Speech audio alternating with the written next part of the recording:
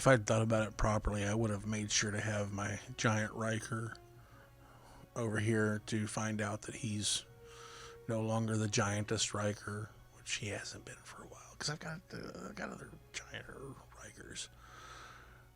Which, if you haven't been watching my channel for a while, then you're gonna have no idea. I'm talking about the fact that this figure right here on the shelf is the 7-inch talking Riker that Playmates put out back in the ether, and it's the only one of the talking figures that I have. There was 4 of them made, and I did several videos where I had a running gag that he was the giant Riker trying to take over my channel. You don't know that if you haven't been watching for a couple of years, because that was like a year and a half ago. You don't care. That was in the before, when I was doing shit on a black blanket. If you've only been watching this for the last couple of weeks, you're like, what the hell are you talking about? Have you lost your mind? I'm here for Mego Riker. I'm just going to switch it over. So, because here it is. This is we're going to be looking at the Mego version of Commander William. You know, I know his middle name. I know it. My brain is being stupid and being like, Tiberius. It's not. That's going to bug me now. I know his middle name. I know it. William Thomas. Thomas, because his clone twin brother thing. William Thomas Riker. Willie T, as we call him back on in the old Alaska. Back when we all lived in Alaska, we called him Willie T. Because that was an important part of my life. When me and Willie T lived in Alaska, we would go and circle up the dogs and find a lady and scream at her about cats and screwdrivers. So let's just show the back of the box. I forgot to do that last video. I don't care anymore. So that's Willie T right there. Good old Willie T. in all his red shirt glory, coming out of the box. He's got the phaser attached. Look at that, the phaser's attached to his belt, because that's what they do at Mego. That's the Mego way. If you want to use that commercials, yeah. There you go. That's the Mego way. Okay. He's got the stretchy fabric suit, looking good. Something is up with his eyes on this figure. Like I've talked about this before. The Mego weird. I think that's what I'm just gonna start calling it. It's the Mego weird. It's like, this is my face. This is my face on Mego. I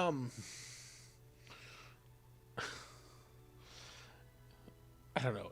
First of all, his forehead looks like it's had so much Botox. Like, I am poofed. This paint's not quite on the beard good there. It's also not quite even. Oh, I might have to fix that. I think I've got a brown Sharpie. I'll just do it the cheat way. The hair's a nice sculpt. Actually, the hair might be a better sculpt than Playmates. But the face is always a Mego issue. I love you, Mego. Send me stuff. We got the back. This is the first time I've realized that these figures. Which one the hell did these come out? Was 2021? Yeah, this is a 21. Was when these were first put out. So that would have been after Lower Decks had started. So, that's one thing. I wondered how Lower Decks has the badge where it's halfway up the line, kind of the way that this is. And so now I'm wondering if this is Mego, somebody at Mego was watching the episode of Lower Decks, and they're like, "Oh, we should put the pin right there," because that's what it looks like on the show. And they've just all ended up that way. Might be, don't know. So, do have some custom versions of Willie T. We've got Willie T from Generations.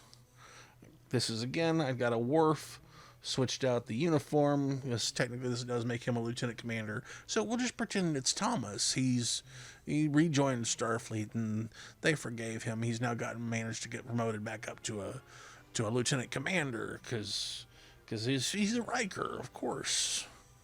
He's Tommy W. Willie T and Tommy W. That makes absolutely no sense.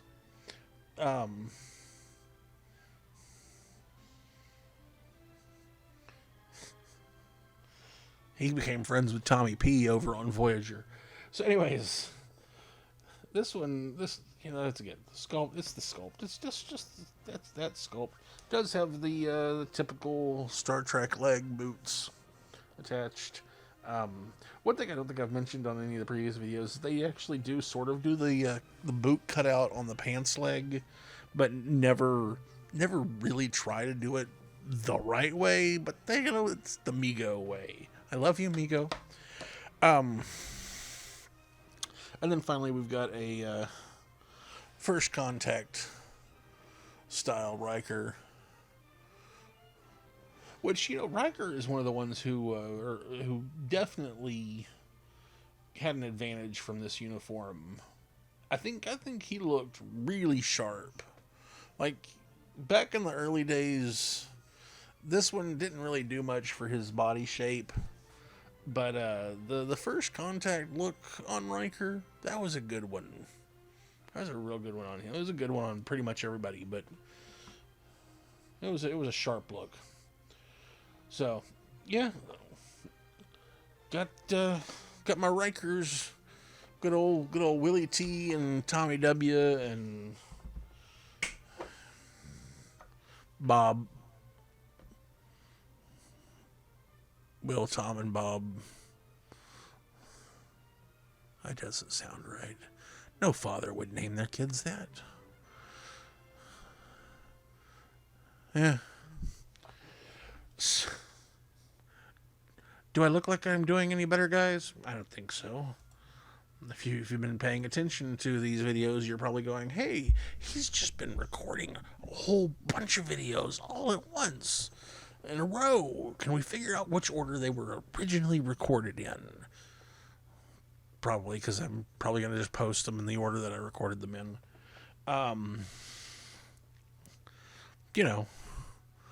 I'm not going to reveal these fascinating YouTuber secrets, because then the Illuminati would have to kill me. Okay, thank you guys. I'll see you next time. If you enjoy my videos and want to see more, please like, subscribe, and hit that bell icon.